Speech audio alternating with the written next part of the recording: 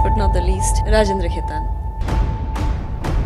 Rajendra Khetan. Rajendra Khetan. Rajendra Khetan. Rajendra Kumar Khetan. The world knows him as the leader of Khetan Group. जुन दिन मान्छे मर्छ त्यो दिन यो मुलुकको राजनीति फेरिन्छ भनेर र म अहिले फेरि पनि भन्छु अझ एउटा आन्दोलन बाँकी छ। कहीँ कतै राज्यलाई यो हालतमा पुर्याउनुको पछाडि स्वार्थी व्यापारीहरूको पनि नेपालको हकमा कुरा गर्दा ठुलो हात छ जस्तो लाग्छ यहाँलाई। हामी लिएर भन्ने हो भने यो व्यापारीको नेता यो हो भनेर हामी सर्वसाधारणले भन्न सक्छौँ। निश्चय पनि हामीले गल्ती गरेकै हौँ। दुईटा शब्द कहिले पनि नबिर्सिनु होला, एउटा प्रतिस्पर्धात्मक, अर्को तुलनात्मक। यो दुईटाको मिक्सर भनेको नेपालको इकोनोमी हो। र यसरी हामीले इकोनोमिक सेक्टरको कुरा गर्दाखेरि, व्यापारको कुरा गर्दाखेरि प्राइभेट सेक्टरको लागि चाहिँ एकदमै ठुलो ब्यारियर हामीले गर्छौँ भन्दा पनि नसकेको भन्ने खालका केही चिजहरू फेस गर्नु भएको छ। माइन्डसेट हाम्रो देशमा चाहिँ प्राइभेट सेक्टर भन्नासाथ यिनीहरू पैसा कमाउने र जनतालाई ठग्ने भन्ने खालको माइन्डसेट कसरी बन्यो त over the period of time? नीति त्यही नै रह्यो, तर पोलिटिकल रिफर्म आयो। पोलिटिकल रिफर्मले लिन चाहेको गति त्यो कानुनले दिएन। कानुन संशोधन गर्ने हैसियत चाहिँ कुनै पनि राजनेताले राखेनन्, जसले गर्दाखेरि निजी क्षेत्र पछाडि छुटेर गयो। एनआरएनहरूसँग यहाँको रिलेसन कस्तो थियो, उहाँलाई कसरी लिनुहुन्छ, यो संस्था कसरी हाम्रो लागि फ्रुटफुल हुन सक्छ? गैर आवश्यक नेपालीमा चरम मात्रामा नेपालीपन दिगो छ। उनीहरू भाषाका लागि, खानाका लागि, आमाका लागि, माटोको लागि, गाउँको लागि फर्केर बारम्बार यतातिर हेर्छ। तर कता कता हामी मुडमुड्के नादेख मुडमुड्के भने जस्तो चाहिँ मलाई नहेर भनेर चाहिँ हामीले रोके जस्तो गर्छौँ। Abroad education partner Grace International. Making record is not that easy. It's all about learning. Thank you, Grace, for connecting life with learning. Beauty and skincare partner Aura Skincare.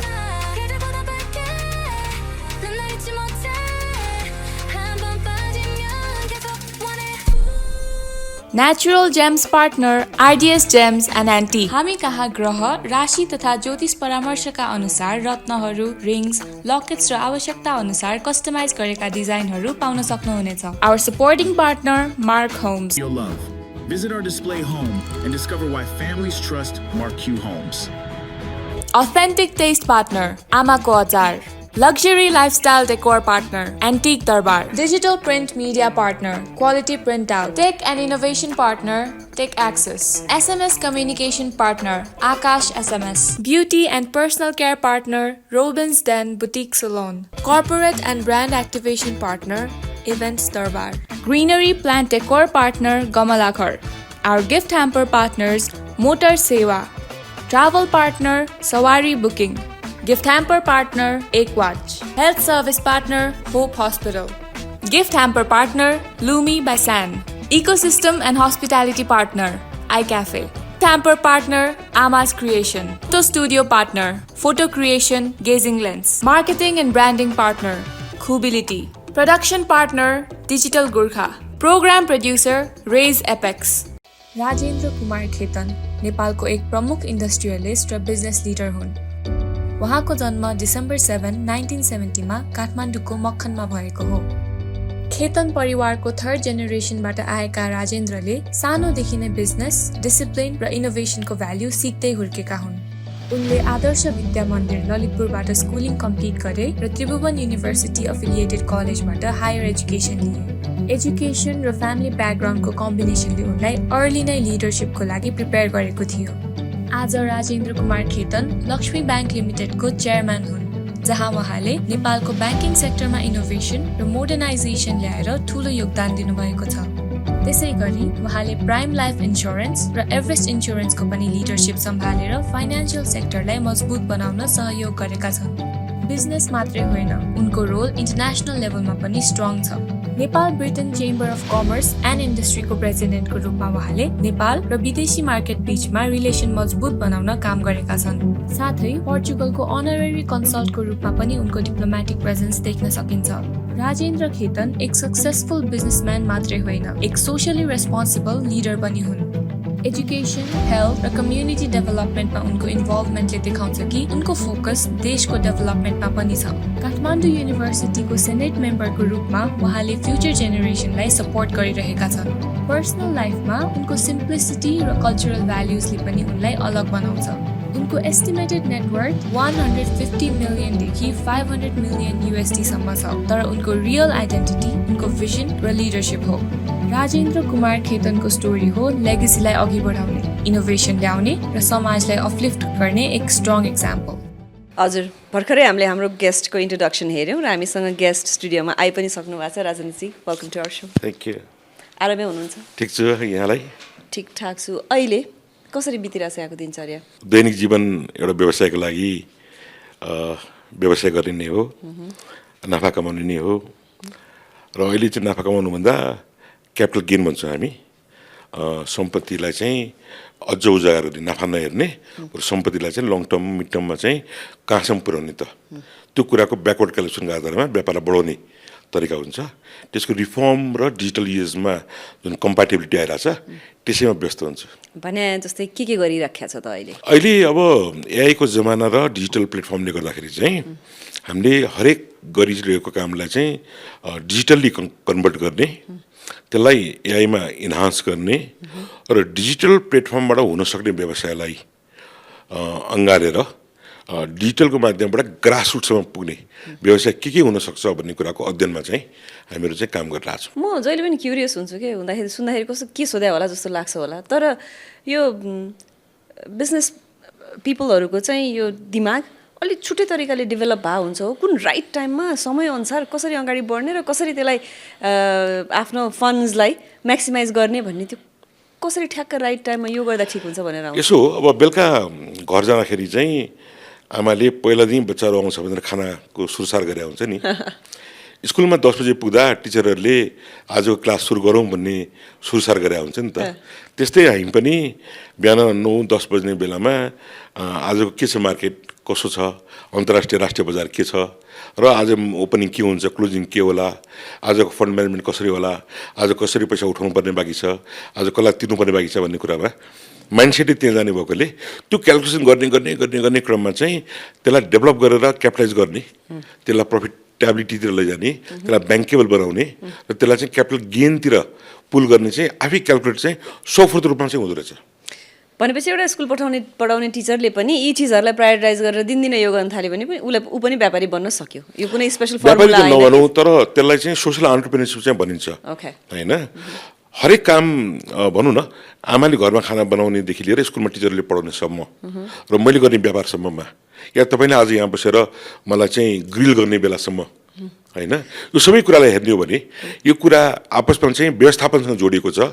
तर अन्तगत वस्तु के हो भनेदेखि तपाईँले के प्राप्त गर्ने, त्यो प्राप्त गर्ने कुराको ब्याकवर्ड क्यालकुलेसन एउटा म्यानेजमेन्ट गर्दै तपाईँ आफ्नो काम गर्दै हुनुहुन्छ। मलाई चाहिँ यसरी हेर्नुपर्छ यसलाई। Okay, Rajanji, first of all thank you, किनकि मैले खासै आफ्नो गेस्टलाई कहिले पनि ग्रिल गर्दैन थिएँ, तर आज यसरी गेस्टले नै मलाई पर्मिसन दिइसकेपछि अब चाहिँ ग्रिल गर्नु पर्ला भन्ने सोच आएको छ होइन। अनि अर्को एउटा कुरा चाहिँ यो फ्यामिली लेगेसी नै यहाँले क्यारी फरवर्ड गर्नुभएको हो कि आफ्नो कार्यकालमा अझ बढी यसलाई अगाडि बढेको हो कि छोटकरीमा मलाई भनिदिनुहोस् न। लगभग मेरो ग्रान्डफादरको ग्रान्डफादरले चाहिँ काठमाडौँको मखन गल्ली भन्ने ठाउँमा, जसलाई चाहिँ नेपाल भाषामा मख भनिन्छ, त्यहाँबाट चाहिँ प्रारम्भ गरेर यहाँसम्म पुगेको हो। र त्यो गर्ने क्रममा चाहिँ त्यो बेलाको व्यापार भनेको के कुरा पाइन्छ के कुरा पाइन्न, नपाइने कुरा ल्याएर बेच्ने भनेको मात्रमा व्यापार सीमित थियो।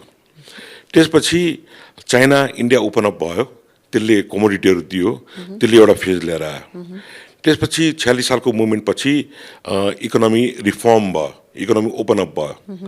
त्यसपछि 63 सालमा धेरै ठुलो लार्ज पपुलेसन चाहिँ इकोनोमीको जोनभित्र आयो है। र अहिले आएर डिजिटल एजले त्यसलाई चाहिँ फेरि निड मागिरहेछ। यो 5वटा लिगासीको कन्भर्जन भनेको हाम्रो पुस्ता हो, मेरो पुस्ता हो है, तर त्यसको ब्याकग्राउन्ड भनेको 5 पुस्ता हो। ओके, र यसरी हामीले इकोनोमिक सेक्टरको कुरा गर्दाखेरि, व्यापारको कुरा गर्दाखेरि यो दौरानमा आफूले फेस गर्नु परेको एकदम प्राइभेट सेक्टरको लागि चाहिँ एकदमै ठुलो ब्यारियर, हामीले गर्छौँ भन्दा पनि नसकेको भन्ने खालका केही चिजहरू फेस गर्नु भएको छ? त्यस्तो फेस त गरिएन, तर एउटा कुरा के हो भने माइन्डसेट चाहिँ के हो भनेदेखि नाफा कमाउने इन्स्टिट्युसन भनेको असामाजिक तत्त्व भन्ने जुन हाम्रो वैचारिक मुभमेन्ट छ त्यसलाई हटाउनुपर्छ, नम्बर 1। नम्बर 2, सरकारी कार्यालयहरूमा, ट्याक्स कार्यालयहरूमा, अरू विभिन्न अङ्गहरूमा चाहिँ हरेक कामलाई चाहिँ रोक्ने, त्यो परिपाटी राम्रो होइन। एकातिर हाम्रो मान्छेले रोजगार नपाएर विदेशिनु परेको छ। विदेशी मान्छे कस्ता हुन्छन्, लेबर पनि जान्छ, ब्रेन पनि जान्छ, सम्पत्ति पनि जान्छ। तीनटा कुरा हामीले लुज गरेर आएको छौँ।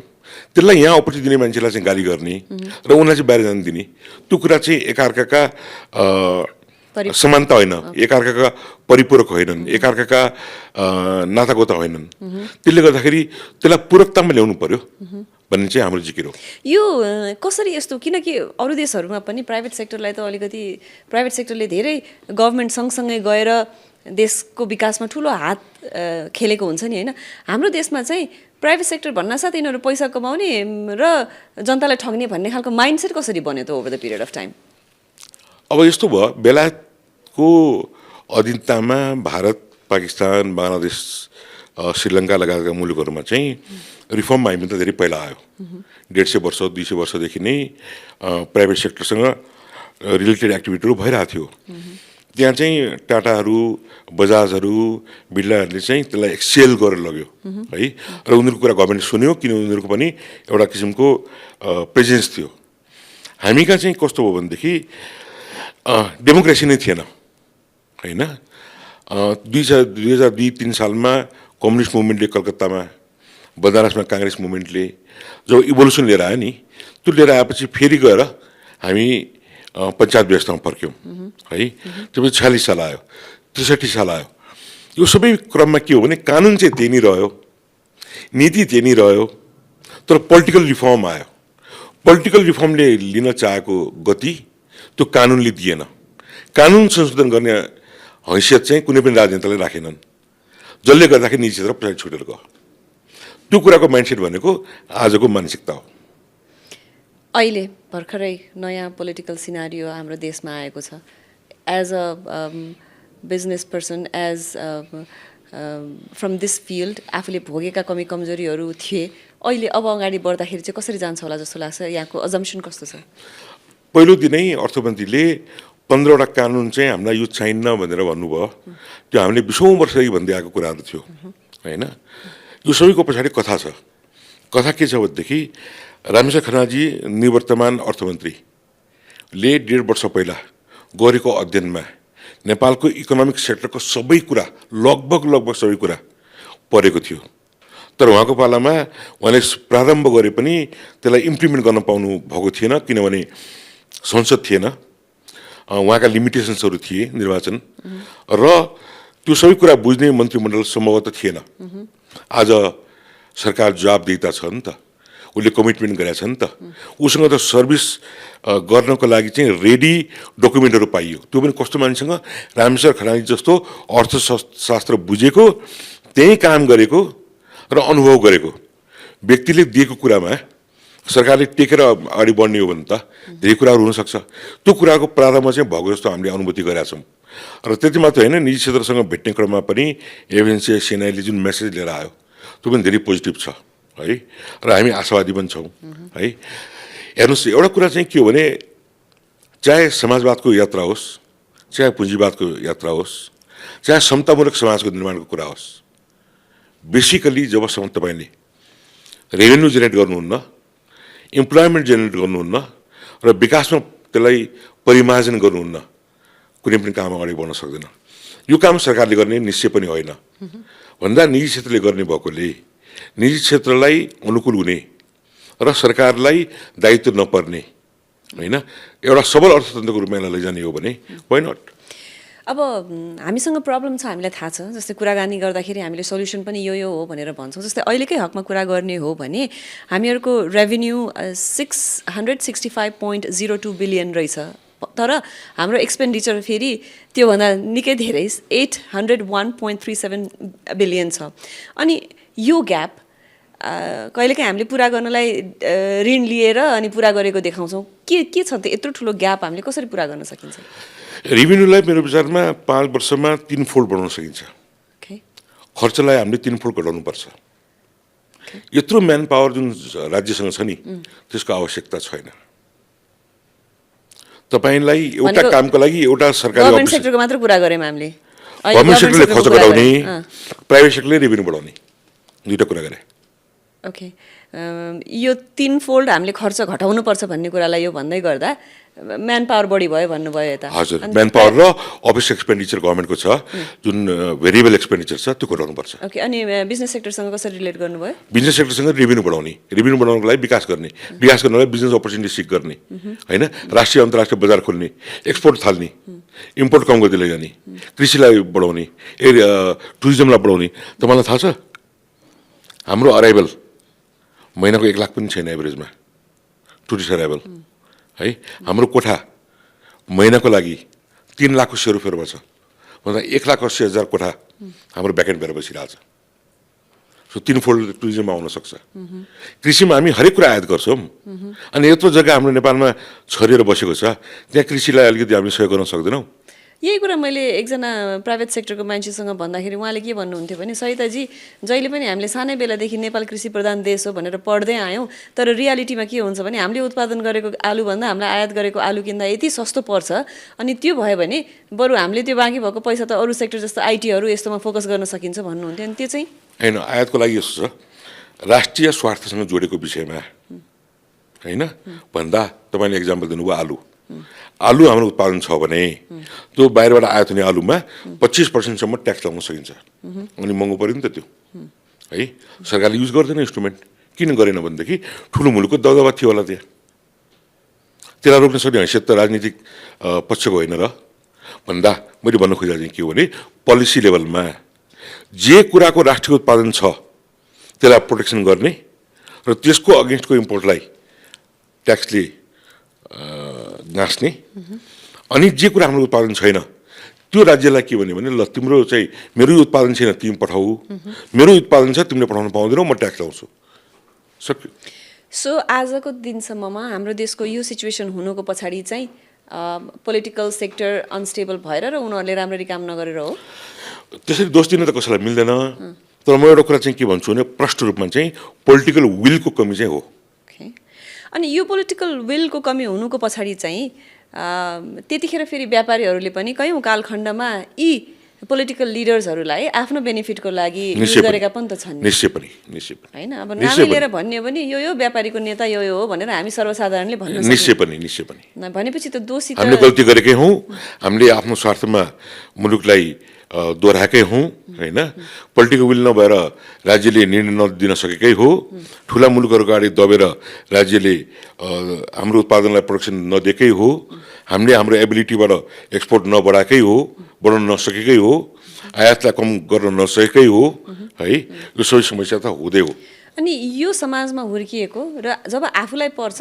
अनि के भन्छ पैसा सबैभन्दा ठुलो जस्तो लाग्ने समाजबाट गएका व्यापारीहरू अब एकाएक चेन्ज भएर चाहिँ यसरी नगर्लान् भनेर चाहिँ कसरी भन्न सकिन्छ त हामीले तपाईँले भनेको कुरालाई मैले स्वीकार गर्नुपर्छ तर के हो भने पोलिटिकल विल हरेक कुरामा के हुन्छ भने तपाईँले घरमा पूजा गर्दा दैवलाई हेर्नुहुन्छ नि त होइन तपाईँ घरमा न्यानोपनताको लागि खानाको लागि ममताको लागि चाहिँ आमापट्टि हेर्नुहुन्छ बाउपट्टि हेर्नुहुन्छ नि त तपाईँलाई सुरक्षा चाहियो भने बुवाको सुरक्षाको असाहस तपाईँलाई हुन्छ नि त त्यस्तै चाहिँ व्यापारीलाई चाहिँ सुरक्षा या सेक्युरिटी भनेको चाहिँ राज्य हो राज्यको पोलिटिकल विल कडा भयो उसले चाहिँ यो आयात म गर्न दिन्न किनभने हाम्रो उत्पादन छ यो हामी उत्पादन गर्न दिनौँ यसलाई चाहिँ हामी तिमीहरू रोक्न पाउनौ म कसैको स्वार्थमा होइन राज्यको स्वार्थमा अर्थतन्त्रको स्वार्थमा आम जनताको स्वार्थमा ओभरअल हेर्छु भनेर आउने हो भने त व्यापारी त्यसमा आउनै पर्छ नि नआए त कारवाही हुन्छ नि त भन्दा पोलिटिकल विल चाहियो त्यो त्यसमा कुनै डाउटै छैन जस्तै अलिकति विगतमा गएर हेऱ्यौँ भने यहाँकै केसमा पनि 2-4वटा कन्ट्रोभर्सियल कुराहरू सुनिएका थिए अब कति सही हुन् कति गलत हुन् त्यो मैले त्यति धेरै डिप स्टडी गरिनँ तर केही चिजहरू अनएथिकल भए कुनै चिजहरू फ्रजुलेन्ट भए इन्सुरेन्सको कुरा अथवा एभरेस्ट ब्याङ्कको कति कुराहरूमा त्यो चाहिँ खास भएको के थियो यस्तो त्यसमा चाहिँ चुनावको पूर्व सन्ध्यामा पोलिटिकल्ली अपोइन्ट भएका रेगुलेटरले फन्ड माग्ने क्रममा कुरा नमिलेपछि या मैले दिन नचाहेपछि उनले निकालेको समस्या थियो र त्यो कुरामा उनले आफ्नो जति कारवाही गर्न सक्थ्यो गरेपछि अन्तको त्यो न्यायमा गएर हामीले न्याय पाएर 7 वर्ष 8 वर्ष न्यायमा लडेर न्याय पाएर आएको कम्पनी हो। तर त्यसमा मेरो व्यक्तिगत चाहिँ कहीँ पनि इन्भल्भमेन्ट थिएन होइन। तर त्यो कम्पनी जो कम्पनीले त्यो काम जोसँगको विवाद थियो त्यसले चाहिँ सर्वोच्चसम्म गएर न्याय पाएर आएको छ र 3टै तहमा जितेको छ। ओके, र अहिलेको करेन्ट इस्युको कुरा गर्दाखेरि यहाँलाई अझ बढी थाहा होला, यो गभर्मेन्ट आइसकेपछि जहाँ चाहिँ मेन मुद्दा भनेकै अथवा अहिले यसरी सरकारमा आएको भनेकै भ्रष्टाचार निर्मूल गरौँ, सुशासन गरौँ भनेर आइसकेपछि व्यापारीहरूलाई अलिकति डर लागेको अथवा हाम्रो फेभरमा काम नगर्न सक्छ कि भन्ने खालको फिलिङ्स आएको छ कि छैन? पहिला कुरा म एउटा व्यक्ति हुँ या म नेपाली हुँ, पहिला म प्रष्ट हुनुपर्छ।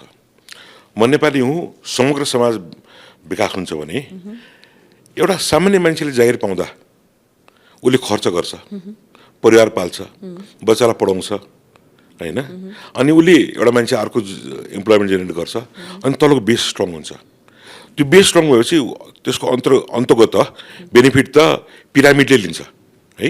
सो पिरामिडमा के हुन्छ भनेदेखि यो बेस जबसम्म स्ट्रङ हुँदैन नि तबसम्म यो पिरामिडले बेनिफिट लिन सक्दैन है। अहिले हामी के भएको छ भनेदेखि तलको बेसलाई बिर्सेर है पिरामिडका मान्छेले मात्रै बेनिफिट लिइरहेछौँ, चाहे आफ्नो एबिलिटीले होस्, चाहे पोलिटिकल सहयोगले होस्, चाहे अनइथिकल होस्। यसलाई चाहिँ हामीले अहिले चेन्ज गर्न खोज्ने भनेको चाहिँ यो तलको बेसलाई, पिलरको या पिरामिडको बेसलाई बलियो पार्ने हो। र अहिलेको सरकारको जुन तरिका छ त्यो बेसलाई बलियो पार्ने देखिन्छ है। त्यसमा हामी पनि सहयोग गर्न सकेनौँ भने यो व्यापारिक समूहलाई नेपालमा कहिले पनि विश्वास गर्न र राज्यले आफ्नो सम्पत्ति ठान्न चाहिँ गाह्रो हुन जान्छ। सो गोइङ फरवर्ड राज्यले कस्ता कस्ता स्टेप लिनु पर्यो र व्यापारीहरूले कस्तो कस्तो चिजहरूमा फोकस गरेर, किनकि यो त मिलेर अगाडि बढ्ने हो नि त, भयो भने र कति समय चाहिँ हामीले दियौँ भने नेपालको इकोनोमिक ग्रोथमा चाहिँ हामीले केही टेवा पुर्याउन सक्छौँ? सबैभन्दा पहिला हामी प्रश्न के हुनु पर्यो भने हामीले के उत्पादन गर्न सक्छौँ, के सेवा दिन सक्छौँ, के बेच्न सक्छौँ, हाम्रो अर्थतन्त्रको प्रतिस्पर्धात्मक क्षमता र तुलनात्मक लाभको क्षेत्र यो भित्र बसेर हामी आफूले आफूलाई चिन्नु पर्यो होइन। अनि जे कुरा हामीसँग छैन त्यो कुरालाई हामीले ओपन मार्केट इकोनोमीतिर हेर्नु पर्यो। यो दुईटाको म्याच भनेको भोलिको इकोनोमी हो है। जस्तै सगरमाथा अर्को मुलुकमा छ, जानकी जन्मेको ठाउँ अर्को ठाउँमा छ, भगवान् बुद्ध जन्मेको ठाउँ अर्को ठाउँमा छ होइन। शिवको जति भक्तहरू पशुपतिनाथको भक्त छन् तिनलाई पशुपति नआइकन पशुपतिको नाम अरू ठाउँमा दर्शन गर्ने सौभाग्य प्राप्त हुन सक्दैन होइन। फ्लोरा फाउना है 3 किसिमका इन्डियन जस्तो पनि देखिने, उता चाइनिज जस्तो पनि देखिने होइन, पहाडी जस्तो पनि देखिने। यो डाइभर्सिफाइड सोसियल हार्मोनी जहाँ कुनै पनि डिफ्रेन्सेस छैन, झगडा छैन, जातपातको लडाइँ त्यति छैन, जहाँ धर्मको लडाइँ छैन, यस्तो सुन्दर मुलुक, चारैतिर हरिया डाँडा काँडा है, यस्तो सुन्दर मुलुकलाई हामीले विकास गर्न सक्न धेरै गाह्रो होला जस्तो लागेन। एउटा अर्को इक्जाम्पल लिउँ न है। 1 अर्ब हिन्दू, 1 अर्ब बुद्धिस्ट, 2 अर्बको 1% भन्दा कति हुन्छ? 2 करोड भयो। 0.1% भन्दा कति हुन्छ? 20 लाख भयो। अहिले तपाईँको अराइभल 12 लाख मात्र हो र 0.1%लाई पनि तपाईँले मार्केटिङ गर्न सक्नु भएन भने त मुलुकको अस्तित्व कहाँ छ त? छैन नि होइन। हामीले त कोसिस गरिरहेको छौँ 1% भनेपछि 2 करोड है। 2 करोड टुरिस्ट आयो भने तपाईँ हामीले के काम गर्नै पर्दैन। हाम्रो घरको कोठा पनि खाली छ भने त्यहाँ पनि टुरिस्ट आएर भर्छ। उनलाई 3 छाक खुवाउँदाखेरि नै हाम्रो टाइम जान्छ। सो इकोनोमीलाई हेर्ने होलिस्टिक वेलाई त्यसरी हेर्नुपर्छ। त्यसको प्रारम्भ भनेको आजको दिनको काम हो। यी कुराहरू त हामीलाई दशकौँ अगाडिदेखि थाहा थिए नि त थियो। अनि हामी त्यति साह्रो अनएथिकल भएको हो त, गभर्मेन्ट सेक्टर भनौँ, प्राइभेट सेक्टर भनौँ, नेपाली जनता, कि यी सबै कुरा थाहा हुँदै? निश्चय पनि भएको हो, स्वीकार गर्नुपर्छ। हाम्रो गल्ती पनि हो, राजनीतिको गल्ती पनि हो, जनताको गल्ती पनि हो। किनभने त्यही जनताले मलाई पनि पत्याए, राजनेतालाई पनि अनि पत्याए। अहिले किन चेन्ज हुने त ती जनता? किनभने अब CNN र BBC ले भर्खर निकालेको न्युज अमेरिका र बेलायतको मान्छेले जुन बेला पाउँछ त्यो बेला मैले पाउँछु। एउटा बम खस्दाखेरि चाहिँ अमेरिकाको मान्छेले जहिले थाहा पाउँछ मैले पनि त्यही थाहा पाउँछु। अहिले one society, one global citizen, one भिलेजमा हामी गयौँ। अहिले आएर पढालेखा मान्छेले हिजोको ट्रेडिसनल सोच राख्दैन। उसको मौलिक अधिकार हो जब पाउने, उसको मौलिक अधिकार हो आमा बाउसँग बस्ने, उसको मौलिक अधिकार हो शिक्षा पाउने, उसको मौलिक अधिकार हो यो मुलुकमा यो माटोमा म गाँसेर बस्ने। ऊ सबैजना बाहिर जान चाहन्न, तर उसले मौका पाएन भने त के गर्छ त ऊ भन्दा त्यो सोसाइटीले लिड लिएपछि यो रिफर्म आयो नि त। त्यो रिफर्मले जे कुरा मागेको छ त्यसमा चाहिँ आजको राजनेता र हामीहरू मिक्स हुन सकेनौँ भने त हामीहरू पनि त भोलि पछाडि पर्नेछौँ नि त भन्दा अहिलेको फरक भनेको त्यो हो। यहाँले अघि भन्दै हुनुहुन्थ्यो, सरी म अर्कै टपिकतिर लागेँ, जस्तै मानौँ अहिले गभर्मेन्ट सेक्टरले हाम्रो इन्टरभ्यू हेरिरहेछ भने फोकस गर्नुपर्ने टुरिज्म भन्नुभयो यहाँले, एउटा अरू के हुन सक्छन् यस्तै गरेर? हेर्नु, सबैभन्दा पहिला त हामीले कृषिको उत्पादनलाई आयातमुखी नभइकन उत्पादनमुखीमा जानु पर्यो। हाम्रो एटलिस्ट हामीलाई पुग्ने, हाम्रो डोमेस्टिक। हामीसँग पानी छ, हामीसँग बिजुली पनि अब सरप्लस हुन थाल्यो होइन। हामीलाई नपुगेको एउटा फर्टिलाइजर हो, ल्यान्ड पनि हामीसँग छ होइन। म्यान पावरको हकमा टेक्नोलोजीले धेरै हेल्प गर्छ। सो कृषि एउटा ठुलो सेक्टर हो। दोस्रो भनेको डेफिनेटली टुरिज्म हो। तेस्रो भनेको इनर्जी हो। इनर्जीको भोक इन्डिया बङ्गलादेशमा धेरै छ। त्यो मात्र होइन, इनर्जी नै र मेटेरियल भएको chemical industry, soda industry, fertiliser industry, mining industry, crypto mining industry होइन, लगायतका यावत जति पनि टेक्नोलोजी र खास गरेर बिजुली इनर्जी खपत हुने 90% र मेटेरियल बिजुली भएको उद्योगहरूको लाइनै छ। सो हामी के गर्न सक्छौँ भने जहाँ बिजुली उत्पादन हुन्छ नि त्योभन्दा 5 किलोमिटर 10 किलोमिटर सेरोफेरोमा त्यो विकास भइसकेको हुन्छ त्यो क्षेत्र, त्यो क्षेत्र एउटा कुनामा त्योसँग जोडिएको बिजुली नै खपत हुने, जसले गर्दा ट्रान्समिसन लाइनको कस्ट हामीलाई नपरोस्, त्यहीँ डेभलप गर्ने। अनि त्यहाँ कसलाई जवाब दिने? त्यहाँको लोकल मान्छेलाई। त्यही स्कुल बनाउने, त्यही हस्पिटल बनाउने, अनि स्याटेलाइट सिटी क्रिएट भयो भन्दा यसरी चाहिँ हामीले ओभरअल चाहिँ यसलाई चाहिँ हेर्नुपर्छ। सो तेस्रो इनर्जी भयो, धेरै महत्त्वपूर्ण। चौथो चाहिँ अर्को 10 वर्षसम्म रेमिट्यान्स इकोनोमीलाई हामीले रोक्न सक्दैनौँ होइन। त्यसमा भर पर्नु चाहिँ भएन, तर बिस्तारै घटाउँदै लैजानु पर्यो। नघटे पनि बढ्न दिनु भएन है। त्यो क्रममा चाहिँ चौथो चाहिँ रेमिट्यान्स पनि। यो हाम्रो लागि घाटा हुन्छ रेमिटेन्स बढ्दाखेरि देशको लागि? घाटा भन्दा पनि आफ्ना मुलुकका नागरिक विदेशमा गएर काम गर्दाखेरि र उनीहरूसँग हुने व्यवहार गलत भयो भने चाहिँ तपाईँ हाम्रो चित्त दुख्न सक्छ, सोसियल अनरेस्ट हुनसक्छ। त्यति मात्रै होइन, परिवार पनि त बिग्रिएको छ नि। केटा उता गयो फर्केर आएन, श्रीमती अर्कैसँग बिहा गर्नुपर्ने अवस्था आयो, या श्रीमती उता गएको छ फर्केर आएनन् होइन, श्रीमान यता एक्लो भयो, या दुइटाको बिचमा फरक मत भयो, बच्चाहरू चाहिँ छुटेर गए। त्यसले सामाजिक रूपान्तरण कस्तो, भोलिको सामाजिक 10 वर्षपछि हेर्नुहोस् त, 20 वर्षपछि हाम्रो चेतना कस्तो हुन्छ त? त्यसलाई रोक्नु परेन। हामीले के सामाजिक दृष्टिकोणबाट मुलुक बनाउनलाई त समाज चाहियो। समाज भोलि कस्तो हुन्छ भन्ने कुराको क्यालकुलेसन आज गरेर त्यो परिवारलाई त बिखर्न दिनु भएन नि, टुट्न दिनु भएन नि, त्यसलाई जोडेर राख्नु पऱ्यो नि होइन। हामीले पढा लेखा त त्यही नै हो भन्दा त्यो पनि विषय छ। त्यसपछि उत्पादनमा चाहिँ म तपाईँलाई फेरि पनि दोहोऱ्याउँछु है, दुईवटा शब्द कहिले पनि नबिर्सिनु होला। एउटा प्रतिस्पर्धात्मक, अर्को के अरे प्रतिस्पर्धात्मक र कम्पेरिटिभ र कम्पिटिटिभ। प्रतिस्पर्धात्मक र तुलनात्मक होइन। सो तुलना भनेको माउन्ट एभरेस्ट, जानकी, भगवान् बुद्ध, भगवान् पशुपतिनाथ तुलनात्मक रूपमा हाम्रो लाभ हो। प्रतिस्पर्धात्मक भनेको कृषि, इनर्जी, टुरिज्म, रेमिट्यान्स लगायतका यावत 100औं विषय हुन सक्लान्। यो दुईटाको मिक्सर भनेको नेपालको इकोनोमी हो। यसको प्लस पोइन्ट के हो थाहा छ त मलाई? आज इरानमा बम खस्दा होइन, एउटा छेउको मुलुकमा टुरिज्म मात्रै थियो भने त्यहाँ त्यो मुलुक एकदम अप्ठ्यारोमा परेको छ। तर हाम्रो पाइ हेर्नुहोस् न, हाम्रो इकोनोमीको पाइमा कुनै पनि एउटा सेक्टर 10, 20, 30% भन्दा हाबी छैन। कृषिमा के गरी अप्ठ्यारो पर्यो भने 70% अरू इकोनोमीको सेक्टर छ है। टुरिज्ममा मात्रै के अप्ठ्यारो पर्यो भने 80%, 90% हाम्रो अरू सेक्टरले बचाउँछ है। र अब म तपाईँलाई एउटा अर्को बाटोतिर के लैजान्छु भने नेपाललाई तपाईँले कसरी हेर्नुहुन्छ सार्कमा र विश्वव्यापीमा? Neutral country, honest people, capable people होइन, र भेरी फ्रेन्डली। यो क्रममा नेपाललाई हामीले साउथ एसियाको हब किन नबनाउने? हेर्नुहोस् त, आपसमा सबैको द्वन्द्व छ, हाम्रो द्वन्द्व छैन। सो वाइ नट स्पोर्ट्सको लागि, सुटिङको लागि, एजुकेसनको लागि, हेल्थको लागि नेपाललाई बेस किन बनाउने? थाइल्यान्डले बनायो नि त, मलेसियाले इकोनोमिक सेक्टरलाई बनायो नि त, इन्डस्ट्रियलको लागि चाहिँ इन्डोनेसियाले बनायो नि त, अफसोरको लागि दुबईले बनायो नि त, भन्दा सार्क कन्ट्रीको हबको रूपमा हामीले विकास किन? एउटा पाकिस्तानी र भारतीय आपसमा भिसा नपाएर भेट्न नसक्ने मान्छेले नेपालमा आएर बिजनेसको लागि चाहिँ मिटिङ गरोस् न एयरपोर्टमा, $500 खर्च गरेर एयरपोर्टमा राम्रो ठाउँमा बसेर मिटिङ गरेर, होइन, हाम्रो सामान पनि लैजाओस्, उताको सामान पनि लिएर आओस्, दुईटाको बिचमा म्युचुअल बिजनेस होस्, वाइ नट? होइन, यो एकदम सही कुराहरू हुन् र मैले नै पनि यसरी विगत 2 दशकदेखि गेस्टसँग कुराकानी गर्ने क्रममा यी कुराहरू पहिला पनि सुनेको पनि हो। एकदम एक्साइटेड हुन्थेँ म पनि, ओहो हो त है, र यहाँले गर्नुभएका हरेक कुरा साँचा पनि हुन् कि। तर हाम्रो देशको हकमा कुरा गर्दा के हुन्थ्यो भने कहाँ आएर कुरा बिग्रिन्थ्यो भन्दा इम्प्लिमेन्टेसनको पाटोमा आएर कुरा बिग्रिन्थ्यो। हाम्रो प्रब्लम तपाईँ 3टा कुरा नोट गर्नु होला।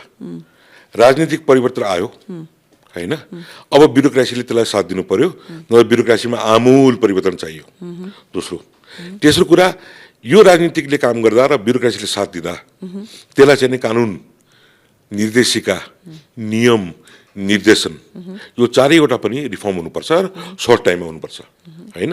चौथो, समाज, चाहे नागरिक होस्, चाहे तपाईँ चौथो अङ्ग होस्, चाहे म व्यवसाय हुँ, हामीले मिलेर राज्यलाई साथ दिनुपर्छ। आफ्नो स्वार्थमा होइन, ओभरअल केक बढाउँ, बेस बढाउँ, पिरामिडको तलको स्ट्रङ बेस गरौँ, होइन। बेनिफिट टिपमा त पछि आइहाल्छ नि। तपाईँले चिनेको नेपाली समाजलाई एक्सप्लेन गर्नु पर्यो भने तपाईँ कसरी गर्नुहुन्छ?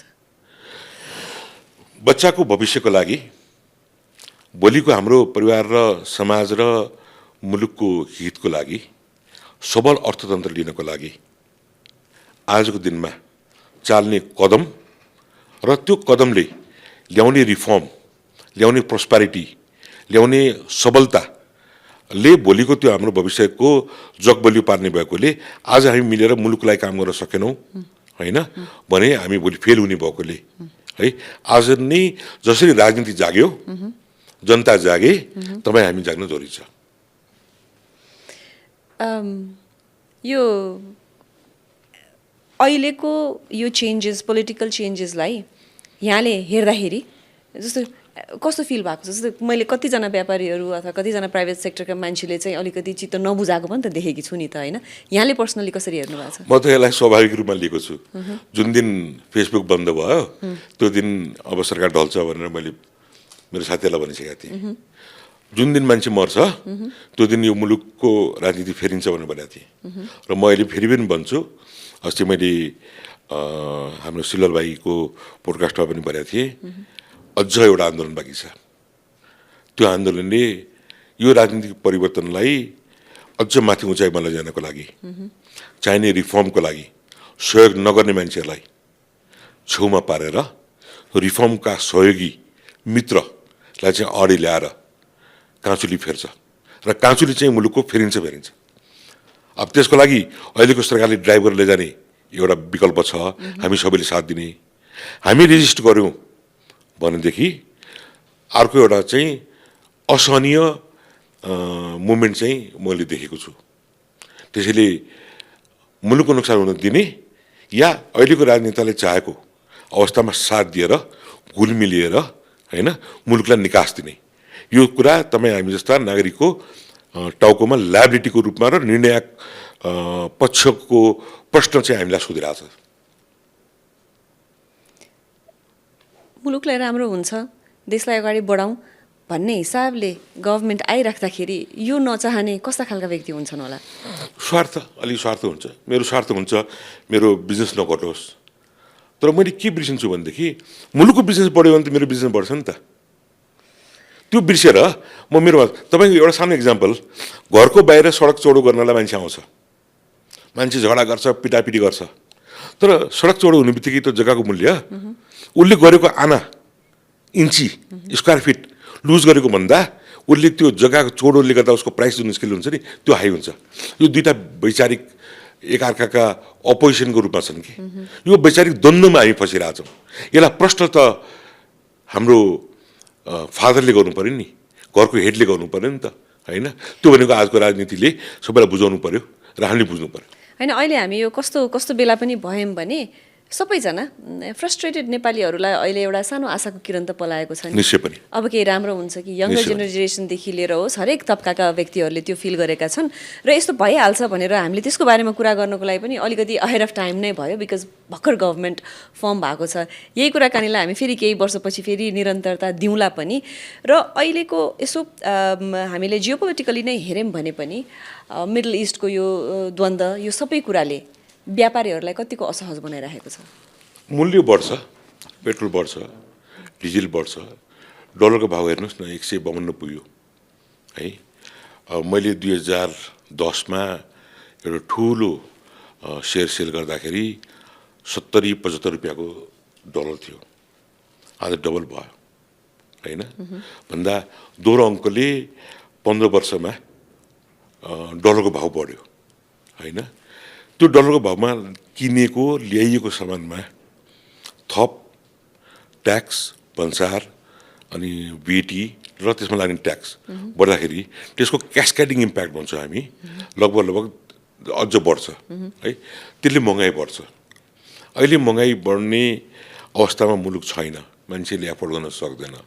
त्यसैले मैले अघि पनि तपाईँलाई भने नि हाम्रो उत्पादन बढाउनुपर्छ र आयातलाई घटाउनुपर्छ।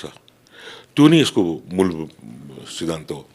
एउटा कुरा हामी प्रष्ट अघि पनि मैले 3-4 पल्ट एउटै शब्द दोहोऱ्याइरहेको छु, जबसम्म मान्छेको जैविक दैनिक बाँच्ने विकल्पहरू तपाईँले उसले एफोर्ड गर्ने क्षमताको भित्रमा ल्याउनुहुन्न नि, तबसम्म मुलुक अगाडि बढ्न सक्दैन। यो छोडिदिनुहोस् यो बिजनेसको कुरा, इकोनोमिक कुरा, किचन सस्तो हुनु पर्यो, एक्ज्याक्टली किचन, हेल्थ, एजुकेसन र राइट टु जब, नैसर्गिक अधिकार जे छन्, नैसर्गिक अधिकार होइन, मौलिक अधिकार नैसर्गिक अधिकार जे छ एउटा नागरिकले राज्यसँग पाउनुपर्ने कुरा त्यो पाउनुपर्छ। म त अपिल गर्छु वडामा देशभरि नै सरकारी रेटमा 20 वटा पदार्थ होइन मान्छेले पाउनै पर्छ र त्यो एफोर्ड गर्न नसक्ने मान्छेको 2 छाको ग्यारेन्टी चाहिँ राज्यले गर्नुपर्छ। अनि यो त पहिल्यैदेखि पनि त नेपालमा त हामीले भनेकै छौँ नि, खाना छाना र नाना चाहिँ राज्यले दिनुपर्छ भनेर होइन। शिक्षामा गर्यो नि त, शिक्षामा एसएलसीमा गर्यो, वृद्ध भत्ता दियो होइन, खाना एफोर्ड गर्न नसक्ने मान्छेलाई वडाको सिफारिसमा काम भइरहेछ। तर यसलाई अझ अब अर्गनाइज रूपमा लैजाने कि होइन। अब हामीले सोसियल सप्सहरू खोल्ने कि सरकारी रेटमा सामान बिक्नुपर्ने। कहीँ कतै राज्यलाई यो हालतमा पुर्याउनुको पछाडि स्वार्थी व्यापारीहरूको पनि नेपालको हकमा कुरा गर्दा ठुलो हात छ जस्तो लाग्छ यहाँलाई? मैले अघि नै स्वीकार गरिसकेँ, यसमा 100% गल्ती हाम्रो पनि छ। हामीले पनि राजनेतालाई बिगार्यौँ, राजनेताले पनि हामीलाई बिगार्यो, ब्युरोक्रेसीले पनि हामीलाई बिगार्यो, हामीले पनि ब्युरोक्रेसीलाई बिगार्यौँ, ब्युरोक्रेसीले पनि राजनेतालाई बिगारे, राजनेताले पनि ब्युरोक्रेसीलाई बिगारे। हामी सबै उस्तै दोषी छौँ, एउटा वर्गलाई दोष दिन मिल्दैन है।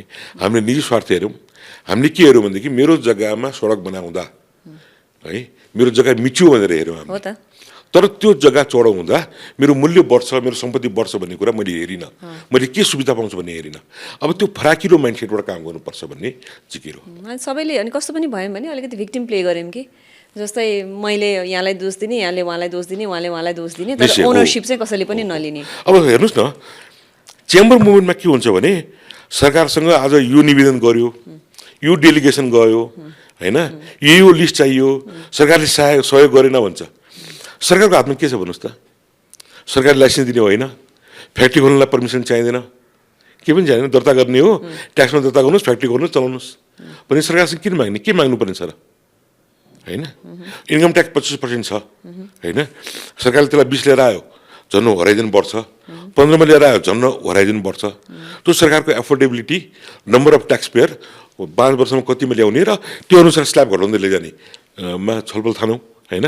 13% भ्याट बढी भयो, 10% राखौँ, त्यो 3% ग्याप अहिले कम हुन्छ, त्यसलाई अर्को 2-3 वर्षमा कसरी मिट गर्ने, यसरी चाहिँ हामी रिभर्सल क्यालकुलेसनमा जाउँ न होइन, धेरै कुराहरू निराकरण हुनसक्छ। र हाम्रो ऐतिहासिक रूपमा चाहिँ वेस्टर्न सभ्यताले नेपाली भन्ने बित्तिकै एउटा किसिमको शेर्पा साइकोलोजीबाट हेर्थ्यो हामीलाई होइन। अहिले चाहिँ अमेरिकादेखि लिएर कुनै पनि मुलुकमा लगभग 120 कन्ट्रीमा नेपाली पुगिसके, त्यहाँ चाहिँ डिजिटल्ली कम्प्याटेबल युनिभर्सल सिटिजन होइन बुझ्न सक्ने काम गर्न सक्ने क्षमतामूलक व्यक्ति म्यान पावरको रूपमा चाहिँ त्यो हामीले आफूलाई स्थापित गरेका छौँ। अब यसलाई चाहिँ नेसनले पनि बेनिफिट लिनु पर्यो र संसारले पनि बेनिफिट लिनु पर्यो। होइन अब ए गुड ह्युमन बिङ भनेर ह्याप्पी पिपल भनेर पनि हामी छौँ होइन यो Exactly. सबै कुरा यहाँले भन्नुभएका कुरा छन्। तर यो हुँदै गर्दा पनि रियालिटी चाहिँ के हो भने हाम्रो पासपोर्ट फेरि सबैभन्दा संसारकै वान अफ द विकेस्ट पासपोर्टमा पनि पर्छ। त्यो त्यो त्यो पनि छ त्यहाँ। यसलाई बिस्तारै समयले अब अगाडि आगामी दिनमा राम्ररी लग्ला पनि अहिलेको हकमा कुरा गर्नु पर्दाखेरि किनकि गभर्मेन्ट पोलिसी मेकिङमा लागिराखेको छ यो होइन अहिले यसमै छ पनि प्राइभेट सेक्टरबाट गभर्मेन्टलाई यी कुराहरूमा चाहिँ रिफर्म भयो भने सहज हुन्थ्यो भनेर बुँदागत रूपमा 5वटा केही चिज छन् भने पाउनु प्लिज। पहिलो कुरो नो ब्यारियर, ब्यारियरहरू क्रिएट गरिदिनु भएन। कसैले ब्यारियर क्रिएट गर्छ भनेदेखि सरकारले त्यसलाई तुरुन्तै खोलिदिनु पर्यो। जस्तै फर इक्जाम्पल ट्रेड होस्, एक्सपोर्ट इम्पोर्ट होस्, होइन इन्डस्ट्रियल इस्टाब्लिसमेन्ट होस्, कुनै अडचन कुनै पनि विघ्न बाधा व्यापार गर्दाखेरि आउँछ भने त्यसलाई रोकिदिनु पर्यो। तर नियम त चाहिएला नि त फेरि हेवा नियम छ, जाला नि त। त्यो नियमभित्र बसेर कसैले विघ्न बाधा ल्याउँछ भने त्यसलाई फोर्सेट गर्नलाई मैले निवेदन दिउँ र कोर्टमा जाँदाखेरि मलाई 5 वर्ष 7 वर्ष लाग्छ। मलाई तुरन्तै निर्णय चाहियो, होइन भने होइन, हो भने हो है। पहिला कुरा विघ्न बाधा चाहिँ बाट हामीलाई फुका गरिदिनु पर्यो नम्बर 1। नम्बर 2 अर्को 5 वर्षको लागि नीति नियम र ट्याक्सलाई चाहिँ सेट गर्नु पर्यो। मैले आज फ्याक्ट्री हाल्न खोज्छु, भोलि जग्गा किन्छु, पर्सि फ्याक्ट्री लाउँछु होइन, अनि निपर्सि उत्पादन गर्छु र 5औं वर्षमा गएर बेच्छु। 5 वर्षमा 5 पल्ट ट्याक्स चेन्ज भयो भने त मेरो 5औं वर्षको प्रोडक्सन त लाइन चेन्ज भयो नि त भन्दा मलाई प्रिडिक्सनको लागि ग्यारेन्टी गरिदिनु पर्यो। नम्बर 2। नम्बर 3 हाम्रो राष्ट्रिय उत्पादन आइडेन्टिफाई गरेर त्यसलाई प्रोटेक्सन र जे कुरामा हामी उत्पादन गर्न सक्दैनौँ त्यसलाई ओपन, सिम्पल हिसाब। WTO भने पनि त्यही हो। तेस्रो चौथो डबल ट्याक्सलाई हामीले एभोइड गर्नुपर्छ होइन। अहिले लगभग तपाईँलाई थाहा छ 50 लाखभन्दा बढी मान्छे बाहिर छन्। त्यो मध्येमा केही डेभलप नेसनहरूमा लगभग 10 लाख मान्छे छन्। त्यो 10 लाख मान्छेले नेपालमा लगानी भित्राउन चाहन्छ, तर उसले यहाँ गरेको लगानीमा हुने प्रफिट र क्यापिटल गेन उसले आफ्नो मुलुकमा आफ्नो कर्मस्थलमा लैजाँदाखेरि यहाँ पनि ट्याक्स तिर्नुपर्छ, त्यहाँ पनि ट्याक्स तिर्नुपर्छ। त्यसलाई डबल ट्याक्स एभोइडेसन भनिन्छ है। त्यसलाई चाहिँ हामीले काम गर्नुपर्ने छ। चौथो चाहिँ। पाँचौँ चाहिँ यो डिजिटल एजमा जसरी हामी प्रवेश गरिरहेका छौँ, यो 2020 सालको 21 सालको 18 सालको ऐनले कानुनले चाहिँ अब रोक्न मिल्दैन, जुनको सुरुवात भइसकेको छ। यो 5वटा काम गरिदिने, प्राइभेट सेक्टरलाई फ्री छोडिदिने, सरकारले आफ्नो काम गर्ने, नियम कानुनभन्दा बाहिर कोही गयो भने होइन त्यसलाई चाहिँ राज्यले कारवाही गर्नु पनि पर्छ र हामी पनि नियम कानुनमा बस्नै पर्छ। कति राम्रो बुदाहरू टक टक टक भनिदिनु भयो र त्यही हिसाबले अगाडि बढ्छ पनि होला किनकि प्राइभेट सेक्टरलाई पनि सहज बनाएर देश विकासमा अगाडि कसरी बढ्ने भन्ने हिसाबले नै सबैजना लाग्यो भने न सहज हुने हो। यो बाहिरको लगानी अथवा यो कुरा गर्दै गर्दा भर्खरै एनआरएनमा पनि इलेक्सन भएको थियो। हामीले धेरै एनआरएनका गेस्टहरू पनि लिएर आएका हुन्छौँ। उहाँहरू बाट लगानी नेपालमा ल्याउन सकिने अथवा यहाँको प्राइभेट सेक्टर भएको हिसाबले पहिला विगतका दिनहरूमा एनआरएनहरूसँग यहाँको रिलेसन कस्तो थियो, उहाँलाई कसरी लिनुहुन्छ, यो संस्था कसरी हाम्रो लागि फ्रुटफुल हुन सक्छ? गैर आवासीय नेपालीमा चरम मात्रामा नेपालीपन दिगो छ। उनीहरू भाषाका लागि, खानाका लागि, आमाका लागि, माटोको लागि, गाउँको लागि फर्केर बारम्बार यतातिर हेर्छ। तर कता कता हामी मुडमुड के ना देख मुडमुड के भने जस्तो चाहिँ मलाई नहेर भनेर चाहिँ हामीले रोकाए जस्तो गर्छौँ। एयरपोर्टमा अराइभलमा दुःख दिएदेखि लिएर उसको कम्पन रेजिस्टर गर्नेदेखिसम्म र उसलाई चाहिँ इकोनोमीको भित्र ब्राकेटमा ल्याउनको लागि समेत पनि उनीहरूले दुःख भएका धेरै दृष्टान्तहरू छन् होइन। त्यसैले मेरो विचारमा के गर्नुपर्छ भने एनआरएन डाइरेक्टरेट, उद्योग विभाग, वाणिज्य विभाग, पासपोर्ट विभाग भने जस्तो विभाग हुन्छ जोसँग अटोनोमी एक हदसम्मको हुन्छ र के पर्यो भने उसले मन्त्रालयबाट तुरुन्तै छिनोफानो गर्न सक्छ। त्यसैले एनआरएनको लागि एउटा विभाग हुनैपर्छ, प्रवास विभाग अथवा निश्चय पनि। र त्यो ठाउँमा गएपछि होइन उसले हरेक सर्भिस ती वान विन्डोबाट पाउनु पर्यो, जसले गर्दाखेरि उस आउने छोटो समयमा कोठा कोठा, घर घर, मन्त्रालय विभाग विभाग, कार्यालय मान्छे नखोज्नु परोस् है। त्यो एउटा महत्त्वपूर्ण छ। र उनीहरूबाट ठुलो लगानी मात्र होइन, प्रविधि मात्र होइन, वैचारिक नौलोपन नौलोपन मात्र होइन, ग्लोबल स्ट्यान्डर्ड, ग्लोबल प्र्याक्टिस र ग्लोबल कम्प्याटिबल प्रडक्ट्सहरू चाहिँ उनीहरूले दिन सक्छ। त्यसले गर्दाखेरि उहाँहरू भनेको भोलिको आशा र भोलिको भविष्य भनेको उनीहरूसँग धेरै गाँसिएको छ हाम्रो, है। र उनीहरूले चाहिएको सुविधाहरू हामीले दिनुपर्छ। र त्यो नागरिकता, मलाई भनौँ न, तपाईँको नाम गेवाली हो कि गेवाली इन्डोनेसियामा पाइन्छ? तपाईँको नागरिकता जेसुकै होस् न, तपाईँ यो माटोको छोरी हो, यो माटोको बुहारी हो, यो माटोको आमा हो, यो माटोको दिदीबहिनी हो, तपाईँ अरू ठाउँमा हुनुहुन्न भनेपछि मैले तपाईँसँग लिगल डकुमेन्ट के छ भनेर तपाईँलाई मैले हेर्ने दृष्टिकोण गलत राखेँ भने तपाईँ कुन मायाले आफ्नो मुलुकतिर हेर्ने त, है। त्यसैले के हो भनेदेखि 3 दिनभित्रमा त्यो विभागमा प्रवेश गरेको, निवेदन दिएको प्रष्ट समस्या समाधान गर्ने बाटो निकाल्नुपर्छ। जस्तै पहिला हाम्रा समस्या थियो व्यापारमा, बोर्ड अफ इन्भेस्टमेन्ट बनायो, इन्भेस्टमेन्ट बोर्ड बनायो, त्यसले एकल एउटा सर्टेन लिमिटभन्दा माथि उसले निर्णय दिन सक्ने भयो। त्योभन्दा मुनिको उद्योग विभाग र उद्योग मन्त्रालयभित्रको ब्र्याकेटले दिन सक्ने भयो। पुरै उद्योगहरू खोल्न थाले, हाइड्रोहरू खोल्न थाले पुरै, है। यसरी नै यिनीहरूलाई पनि दिउँ भन्दा अब हामीले सोच परिवर्तन गर्नु पर्यो। अनि यो यसमा भनौँ पेपर वर्क्सको लागि, डकुमेन्टेसनको लागि अलिकति सङ्कुचित सोच बनाउनुको पछाडि किन होला, राज्यले किन यस्तो गरे होला जस्तो लाग्छ यहाँलाई? 3टा कुरा देखिन्छ। एउटा कुरा चाहिँ यिनीहरूसँग धेरै काम गरेँ मैले, लगभग 22 वर्ष हुन लाग्यो। यो क्रममा के देखियो भने सरकारले उनीहरूप्रति अलिकति विश्वास कम, यिनीहरू साँच्चीकै फर्केर आउला कि आउँदैन भन्ने कुरामा एउटा प्रश्न चिन्ह त्यहाँ देखिन्छ। दोस्रो कुरा, त्यो लगानी ल्याउँदाखेरि चाहिँ जुन कन्ट्रीमा ऊ काम गर्छ त्यसको विशेष इन्ट्रेस्टमा काम गर्छ कि भन्ने कुराको शङ्का त्यहाँ दोस्रो देखिन्छ। तेस्रो चाहिँ उनले ल्याउने कुराले हाम्रो इकोनोमीलाई चाहिँ नेगेटिभ इम्प्याक्ट ल्याउन, होइन। जस्तै भनौँ न, अहिले टेक्नोलोजीले 1000 पसलले गर्ने काम एउटा फिनटेकले या एउटा वेबसाइटले काम गर्छ। 1000 बिजनेस पसलको बिजनेस मासिन लाग्यो भन्दा त्यसले वाइप आउटै हुन्छ कि लोकल सोसाइटी बिजनेसबाट भन्ने कुराको डर त्यहाँ देखिन आयो। चौथो र अन्तिम कुरा चाहिँ म के भन्छु भने एनआरएन आफूमा उलुफ भएर बस्यो। ऊ एनआरएन गर्यो, उसको लोकल पार्टनर को त, होइन। हामीहरू जसो 8-10 जना होला, 2टा वकिल छ, 2टा चार्टर एकाउन्टेन्ट, म्यानेजमेन्ट एक्सपर्ट, व्यापारी गरेर 10-12 जना अलिकति नजिक छ उहाँहरूसँग। त्यो बाहेक उहाँहरूलाई लोकल बोलिदिने मान्छे पनि छैन, है। उहाँहरू पनि के गर्नुहुन्छ भनेदेखि मैले उनीहरूलाई धेरै भने फ्रेन्ड्स अफ एनआरएन या तिमीहरूको लोकल एउटा कन्सल्टेटिभ ग्रुप, सल्लाहकार ग्रुप बनाऊ, हामीहरू काम गर्छौँ, फी लाग्दैन, अफिस हामी दिन्छौँ, होइन। उनीहरूलाई सेवा गर्छौँ।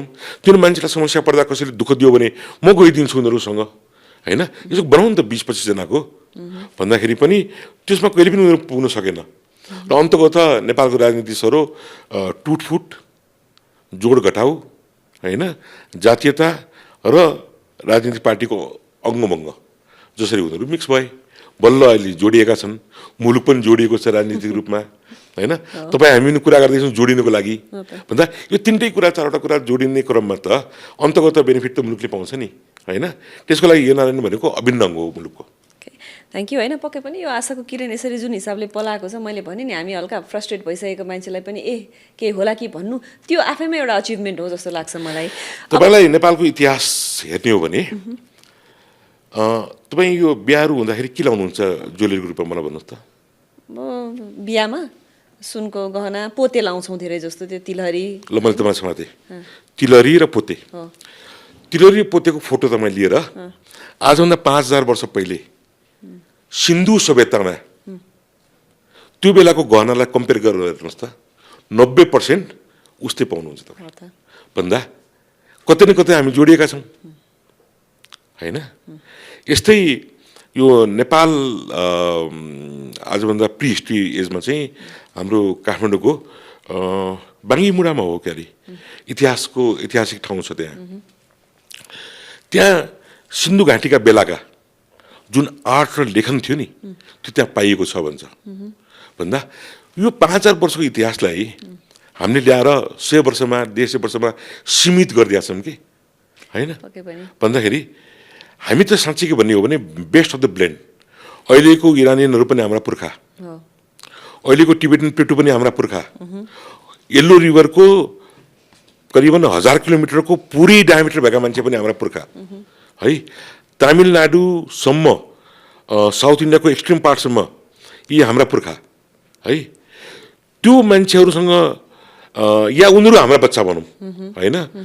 यसरी चाहिँ हामी एउटा कम्युनिटीको रूपमा है मिक्स भएर 5000 वर्षको यात्रा गर्ने मान्छेहरू आज यसरी दबेर के अरे हुच्याइएर हाम्रो पासपोर्टमा भिसा नदिने अवस्था आउने स्वाभिमान हाम्रो होइन। मैले एकपटक स्टडी गर्दा के पाएँ भनेदेखि आजभन्दा 200 वर्ष पहिले सुरिनाम, गायना र ट्रिनिडाडमा साउथ अमेरिकन कन्ट्रीहरूमा इन्डियन लेबर भनेर लगिएको छ सिपबाट। अनि त्यहाँ लेबरको रूपमा पछि एबोलिस गर्यो के गर्यो। अनि त्यहाँ फ्रिडम फाइट भयो। त्यो फ्रिडम फाइटमा जङ्ग थापाहरू मैले भन्ने शब्दहरू देखेँ। जङ थापा भारतमा जन्मेका हुन् त, उनका पुर्खा जङ थापा भन्ने शब्द नेपाली हो नि होइन भन्दा यहाँबाट 7000, 8000, 10000 किलोमिटर टाढो ठाउँमा फ्रिडम फाइट गर्ने मान्छे है नेपाली मूलका थिए भनेदेखि है हाम्रो इतिहास त 200 वर्ष नै पहिला नि हामी त अमेरिका छोडिसकेका रहेछौँ नि त भन्दा हामी किन अदमीको र भ्रिकुटी नेपालका पहिलो एनआरएन होइनन्, माता सीता पहिलो एनआरएन होइनन् होइन। हामी किन संकीर्णतामा बसेका छौँ, हामी किन फराकिलो हुन्नौँ? अनि यस्तो छ, अब यसको उत्तर चाहिँ कति राम्रो हिस्टोरिकल रेफरेन्स दिनुभयो यहाँले।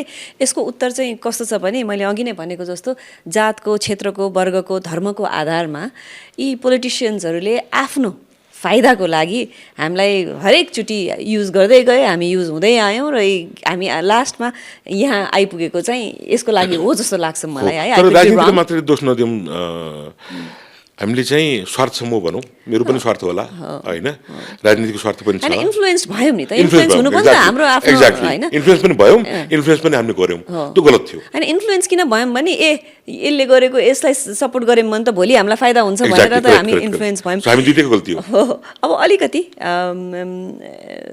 यहाँको पर्सनल कुराहरू सोधौँ। पर्सनल भने त्यस्तो खासै पर्सनल पनि होइन, पब्लिक मान्छेको के चिज पर्सनल हुन्छ र है। राजेन्द्र खेतानमा के त्यस्तो क्वालिटी थियो जसले चाहिँ प्राइभेट सेक्टरलाई यसरी अलिकति टप नचमा लिएर आउन सक्नुभयो अरूमा र यहाँमा? के अलिकति यो चाहिँ मेरो स्ट्रेङ्थ थियो, that's why I was who I was जस्तो लाग्छ। मेरो कथा बडा रोचक छ। म 14 वर्षको हुँदा बुवासँग अफिस, स्कुल क्लास 8 क्लासमा पढ्दा, 7 क्लासमा पढ्दा बुवासँग अफिस जानु पर्थ्यो र बुवाले चाहिँ मलाई एकाउन्ट सिकाउनु भयो त्यहाँ। मेरो ग्रान्डफादर पनि एकदम कडा, उहाँले चाहिँ व्यापारमा जान्नै पर्छ भन्ने कुराको मलाई चाइल्डहुडबाट दिनुभयो।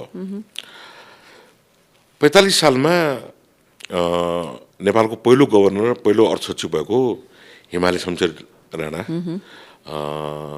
उहाँसँग मिलेर मैले हिमालयन ब्याङ्क खडा गर्ने मौका पाएँ। त्यही बेलामा 46 मुभमेन्ट भयो र 47मा त्यसको उद्घाटन पनि भयो। अब एउटा आम नेपाली जसले ब्याङ्कलाई चाहिँ ब्याङ्क भन्ने चिन्थ्यो, प्लेनलाई प्लेन भनेर चिन्थ्यो, प्लेटलाई प्लेट भनेर चिन्थ्यो, त्योभन्दा पनि हामी त झन् रिकापी भनेर चिन्ने मान्छे, फुटबललाई भुकुण्डो भनेर देखिने मान्छेले ब्याङ्कको ओनरसिप, ब्याङ्कको सञ्चालक, ब्याङ्कको स्वामित्व भन्ने कुराले त्यो 20-21 वर्षको ठिटोलाई कति मानस पलटमा त्यसले इम्प्याक्ट पार्यो होला, पोजिटिभ इम्प्याक्ट। त्यसपछि मल्टिनेसनलहरूसँग काम गर्ने मौका पाएँ उहाँसँगै, जसले गर्दा उनीहरूले चाहिँ यो लेनदेन यसरी गर्नुहुन्न, सिस्टममा बस्नुपर्छ, जे कुरामा लेनदेन हुन्छ त्यहाँबाट हामी हट्नुपर्छ होइन, र कर्पोरेटाइजेसन गर्नुपर्छ भनेर उहाँले सिकाउनु भयो होइन। अहिले भर्खरै निवर्तमान उद्योग मन्त्री अनिल सिन्हाका बुवा होइन हाम्रा लयर हुनुहुन्थ्यो त्यो बेला होइन, उनीहरूको पालादेखि सँगै काम गरेर त्यो ग्रुम गर्ने क्रममा जे सिकेँ नि, त्यो सिक्ने क्रममा अब पार्टनरसिपमा डिफ्रेन्स अफ ओपिनियन भइहाल्छ हेर्नुहोस् होइन, परिवारमा पनि हुन्छ, बाउ छोरीमा पनि हुन्छ।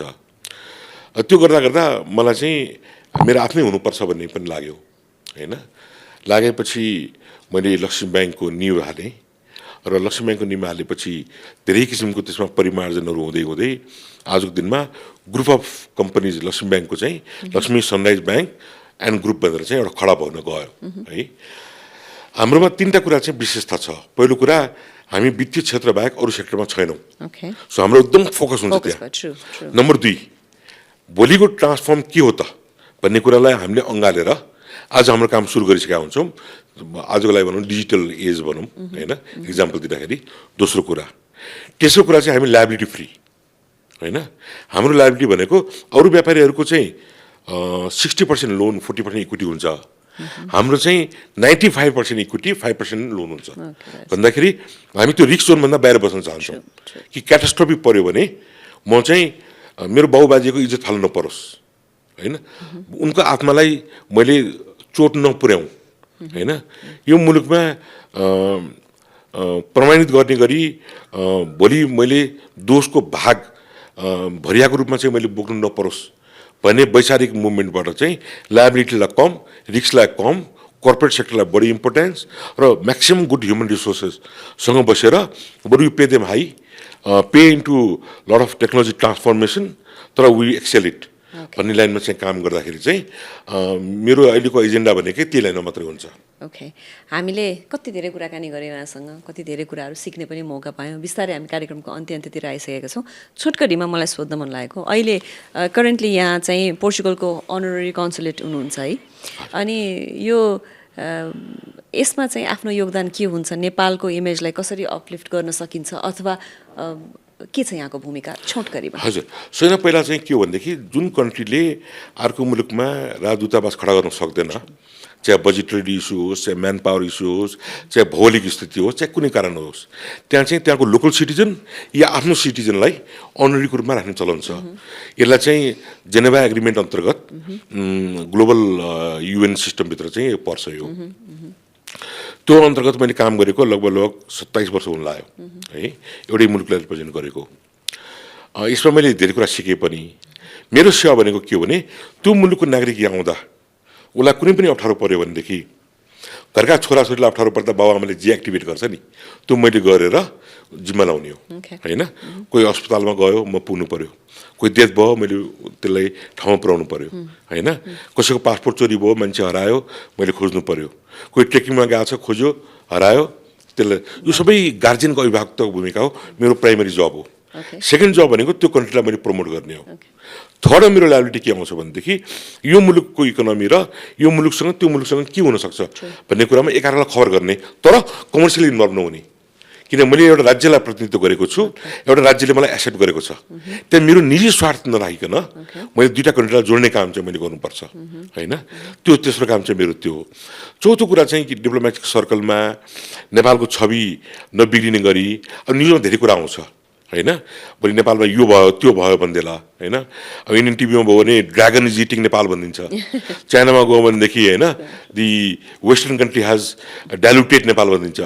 त उनीहरूले हामीलाई सोध्छ है, हामी त्यसलाई स्टडी गर्छौँ, रिसर्च गर्छौँ, बौद्धिक मान्छेसँग सल्लाह गर्छौँ, पत्रकारसँग सल्लाह गर्छौँ र त्यसपछि हाम्रो फर्मेट बनाएर यो कुरा गलत हो यो कुरा सही हो र हामीले देखेको कुरा यो हो भनेर हामी पढाउँछौँ होइन।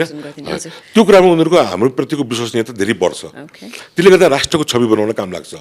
र पाँचौँ र अन्तिम चाहिँ के हो भने भिआइपी मुभमेन्ट, उनीहरूका मान्छे यहाँ आउँछन् जान्छन् होइन, त्यो कुराहरूमा चाहिँ इज गरिदिने, सहयोग गरिदिने, कार्यालय प्रोभाइड गरिदिने, म्यान पावर प्रोभाइड गरिदिने, साधन उपलब्ध गराइदिने, जसले गर्दाखेरि चाहिँ सरकार दुईटै सरकारले खर्च नगर्ने गरी तर दुईटा सरकार नजिक ल्याउने वैकल्पिक बाटोको रूपमा चाहिँ हामी पुलको रूपमा चाहिँ काम गर्छौँ। ओके, कति मजाले एक्सप्लेन गरिदिनु भयो, अब मलाई क्लियर पनि भयो। अब जाँदा जाँदै म केही कुराहरू यहाँलाई सोध्छु छोटकरीमा, वान लाइनर है त। यहाँ मैले यहाँ लेखेकै चिजहरू यहाँलाई भन्छु। मलाई एउटा चाहिँ सोध्न मन लागेको, सुरुमा यहाँले केलाई बढी विश्वास गर्नुहुन्छ, दिमाग, हार्ट कि माइन्ड? दिमाग। What is country for you? आमा। And private sector? सहयोगी हात। बिजनेस और पोलिटिक्स? बिजनेस, बिकज त्यो मेरो मौलिक क्षेत्र हो। What is the biggest missed opportunity for Nepal in the last decade? Digital transformation. One sector Nepal is underestimating right now. Part of global economy.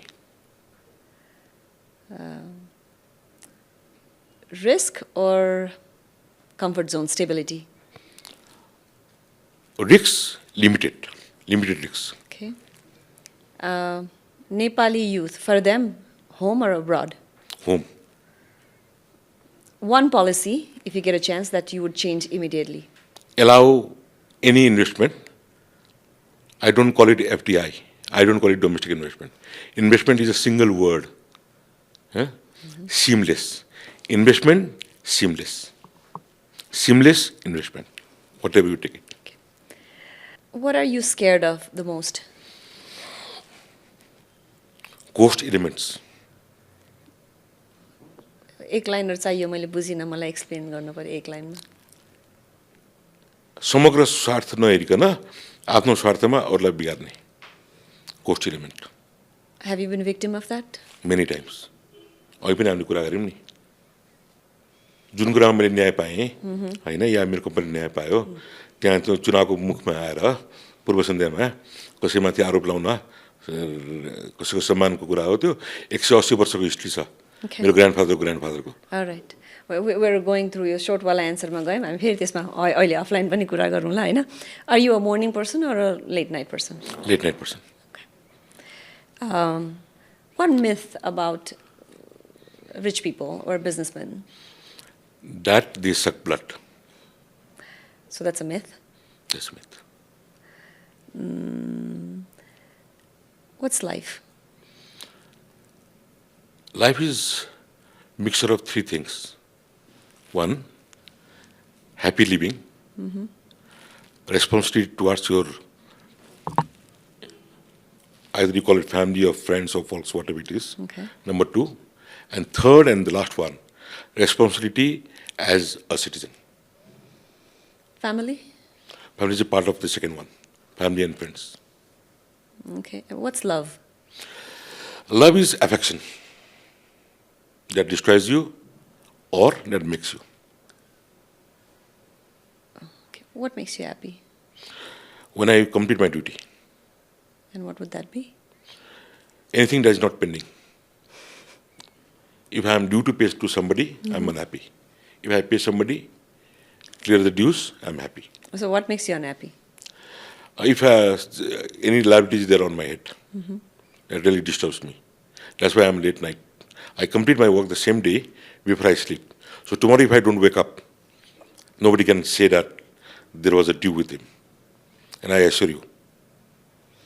Legacy? Legacy is only a format of driving you, but not compulsion that it will make you reach somewhere. What was your dream when you were a child? Well, my dream was always pressurized by my father and grandfather's desire, and hence made me what I am today. Are you happy? Well, I'm happy, yes. Happy, yes. Okay, जाँदा जाँदै last but not the least, Rajendra Khetan. If you have to explain or say a word, जसरी यहाँ life को love को बारेमा भन्नुभयो. Well, I will only use 3 or 4 words. One, focus. Second, thematic. Third, entrepreneur. Fourth, good citizen. A word or even a liner for youth who want to involved in. Huge potentiality in Nepal. Okay. The box is still to be unboxed. We all can do it. Let's do it. Bala? प्रशान्त बाला कुनै एउटा यस्तो controversy जसले गर्दा चाहिँ मेरो image म जे थिएँ त्यो होइन भनेको जस्तो फिल भएको छ यहाँलाई हजुर सबैले चाहिँ बिजनेस भन्ने बित्तिकै उद्योग बन्ने ठान्छ है त्यो हामी कहिले पनि त्यति राम्रो गर्न सकेनौँ होइन र उद्योग नगर्ने उद्योगपति भन्छ र उद्योगपति भनेको व्यापारी होइन होइन त्यो ओभरअल अर्थतन्त्रको बिचमा एउटा पार्ट भनेको व्यवसाय हो, त्यो भित्रको एउटा पार्ट भनेको उद्योगपति हो। त्यसैले त्यो एक शब्द नबुझेर मात्रै हो है, र त्यसले चाहिँ कहिले कहिले अप्ठ्यारो चाहिँ महसुस हुन्छ कि मैले उद्योग गर्न सकिनँ भन्ने कुराको आफूभित्र जान्नु। म गर्नै सक्दिनँ भने किन गर्ने? चिनाउँदा यहाँलाई उद्योगपति भनेर चिनाउँछन्। Exactly, which is not correct, which is not correct. Alright, thank you. है, र नयाँ फ्रेज मैले युज गर्छु, त्यसलाई चाहिँ इन्भेस्टमेन्ट ब्याङ्कर। म चाहिँ आफूलाई चाहिँ इन्भेस्टमेन्ट ब्याङ्कर भनेर भन्छु। Okay, thank you so much for your time. हामीले चाहिँ हाम्रो नेपाली कल्चरमा पाहुनालाई खाली हात पठाउने चलन छैन, त्यसैले हामीसँग केही यहाँको लागि मायाको चिनोहरू छन्, म त्यो एक एक गर्दै यहाँलाई दिनेछु। त्यो गर्दै गर्दा मलाई सोध्नु मन लागेको, मखनमा हुर्केँ भन्नुभयो, नेवारी बोल्नुहुन्छ? भटिजा भटिजा। म पनि त्यो भजा भजा चाहिँ बुझ्छु होइन। ओके, त्यो सोध्नु मन लाग्थ्यो किनकि कति धेरैजना मेरो मारवाडी फ्रेन्ड्सहरू हुनुहुन्छ, उहाँहरू एकदम राम्रो। अब हामी गिफ्ट सेक्सनतिर लाग्छौँ, त्यो भन्नु बित्तिकै अनुहारमा मन्द मुस्कान आयो नि त।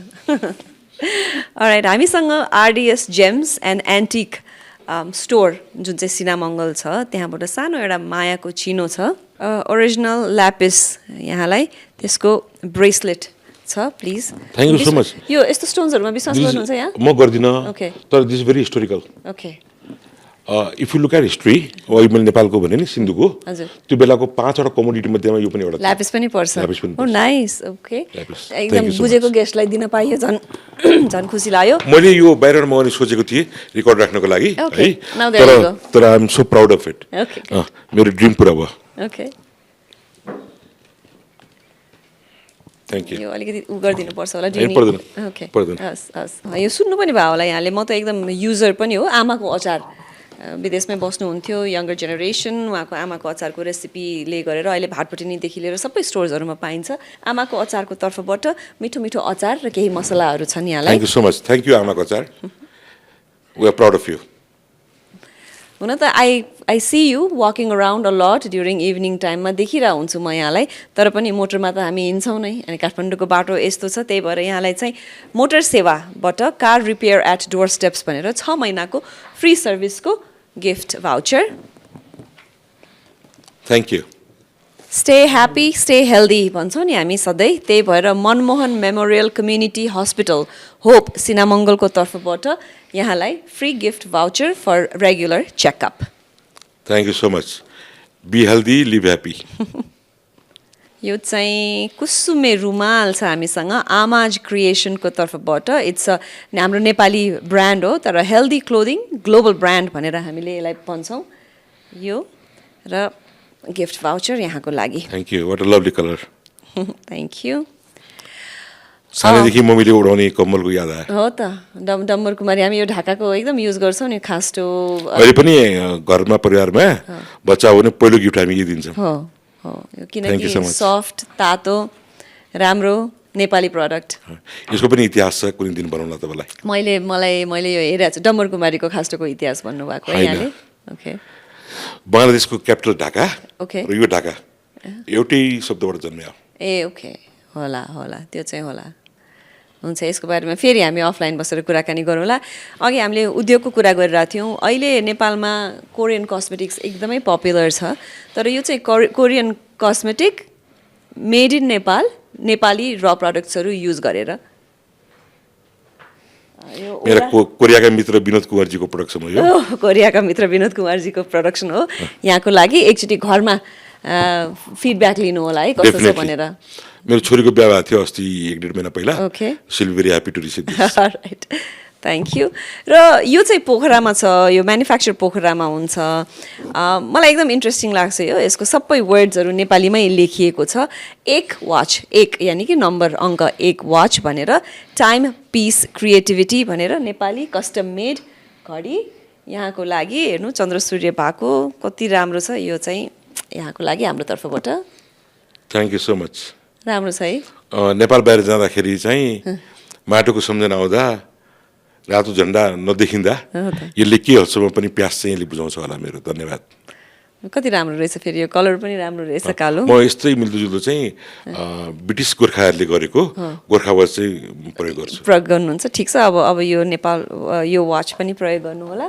यो चाहिँ मेरो फेभरेट स्टोर पनि हो, आई लभ एन्टिक स्टफ्स। अनि यहाँको कति राम्रो राम्रो पिसेसहरू हुन्छ यो एन्टिक दरबार दिल्ली बजारको तर्फबाट premium and antique decor store भनेर यहाँलाई रातिमा बसेर काम गरिरहेको बेलामा आवर ग्लास आवर ग्लासै त भन्ने होला यसलाई होइन कस्तो कति राम्रो छ है? साइन्टिस्टहरूले यसभित्र बसेर कति साइन्सका उपलब्धिहरू इतिहासमा गरे 300-400 वर्षमा हजुर त्यसको चिनो हो यो त हो त हामीले पहिला पहिला फुलको बुके दिन्छौँ नि होइन हामीले कता जाँदाखेरि अनि आजकल चाहिँ हामीले के रियलाइज गऱ्यो भने त्यो त 1-2 दिनमा मरि नै हाल्छ त्योभन्दा बरु गमलै दिन ठिक भन्ने हाम्रो विचारलाई एकदम हो भनेर कदर गरिदिएर गमला घरको तर्फबाट हाम्रो अतिथिको लागि thank you such a lovely flower pot thank you so धन्यवाद गमला घर I hand over this to my mom Please, she is a plant lover, okay, and it's a beautiful plant. Are you a tea lover or a coffee lover? Masala T Masala tea, okay. Masala tea खाँदाखेरि टक्क thank you so हामीलाई much सम्झिँदै है Thank you so much. Thank you हस् यहाँको समयको लागि यहाँको कुराकानीको लागि हरेक चिजको लागि यहाँलाई धेरै धेरै धन्यवाद फेरि 2-4 वर्षपछि हामी बसेर यो समयमा हामीले यसरी कुरा गरेका थियौँ है भनेर रिकल बाचा गरौँ न 3 मूल्याङ्कन- वर्षपछि कि 4 वर्षपछि अब लेट्स होप कि सबै कुराहरू भएर चाँडै नै गर्न सकियोस् त्यो त कुर्न नपरोस् तर पनि कुनै पनि चिज डेभलप हुनलाई समय त हामीले दिनै पर्छ 3-4 वर्षपछि नत्र पनि मलाई कहाँ हुनुहुन्छ भनेर थाहा छँदैछ म आइहाल्छु 3 वर्ष भयो भने हजुर बाँकीको 2 वर्षमा रिभ्यू गर्न पाइन्छ भन्ने हो ओके ल 3 वर्षपछि डन म त प्राविधिक मान्छे है त हस् thank you so thank you much ma'am so much